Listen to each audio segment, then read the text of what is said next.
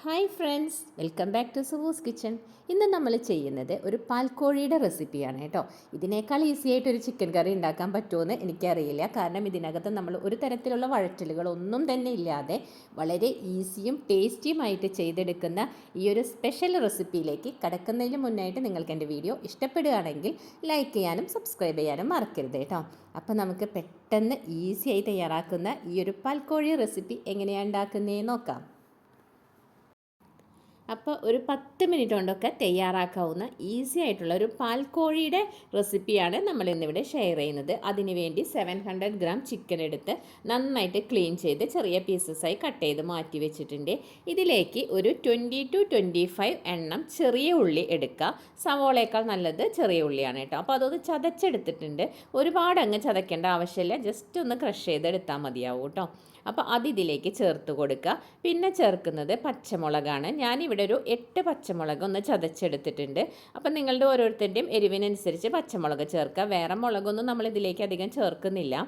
അതിനുശേഷം 1 table spoon ginger garlic paste ചേർക്കാം കേട്ടോ. ഞാനിവിടെ ഫ്രഷായി അരച്ചെടുത്ത ജിഞ്ചർ ഗാർലിക് പേസ്റ്റാണ് ചേർത്തിട്ടുള്ളത്. പിന്നെ 1 ടീസ്പൂൺ ജീരകം, നല്ല ജീരകം ഉണ്ടല്ലോ അവിയലിലൊക്കെ ചേർക്കുന്ന, അതായത് ക്യുമിൻ സീഡിൻ്റെ പൗഡറാണ് 1 ടീസ്പൂൺ ചേർത്ത് കൊടുത്തിട്ടുള്ളത്. അതിനുശേഷം 1 ടേബിൾ സ്പൂൺ വെളിച്ചെണ്ണ കൂടി ചേർക്കുക.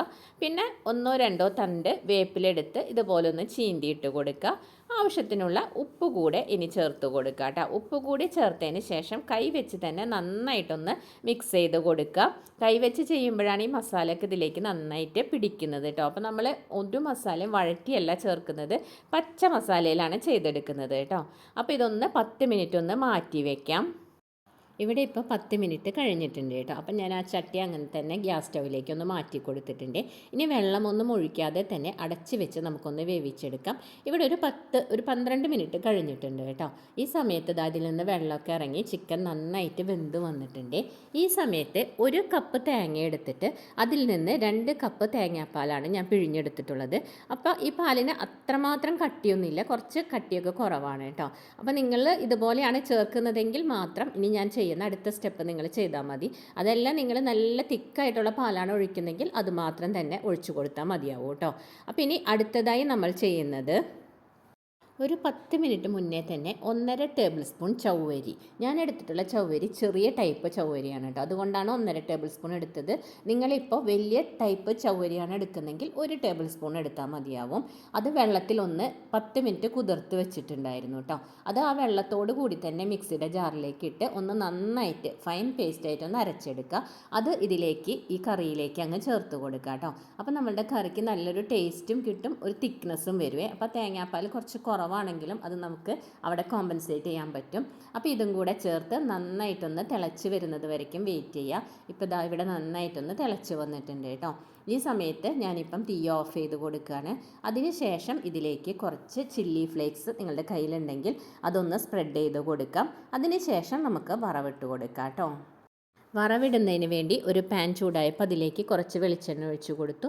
പിന്നെ ചെറിയ ഉള്ളി ചെറുതായിട്ട് അരിഞ്ഞതും വേപ്പിലയും കൂടെ ചേർത്ത് മൂപ്പിച്ചെടുക്കുക കേട്ടോ. ഈ ഒരു പാകമാകുമ്പോൾ തീ ഓഫ് ചെയ്ത് കൊടുക്കുക.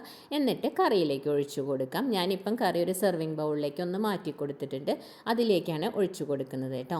അപ്പോൾ ഇനി ഞാനിതിവിടെ സെർവ് ചെയ്യുന്നത് നൈസ് പത്തിരിയുടെ കൂടെയാണ്. നിങ്ങൾക്കത് ഏത് ടൈപ്പ് ചപ്പാത്തിയോ അല്ലെങ്കിൽ പത്തിരി തന്നെ കട്ടിയുള്ള ടൈപ്പ് ഉണ്ടല്ലോ അതിൻ്റെ കൂടെയൊക്കെ നിങ്ങൾക്ക് സെർവ് ചെയ്യാം കേട്ടോ.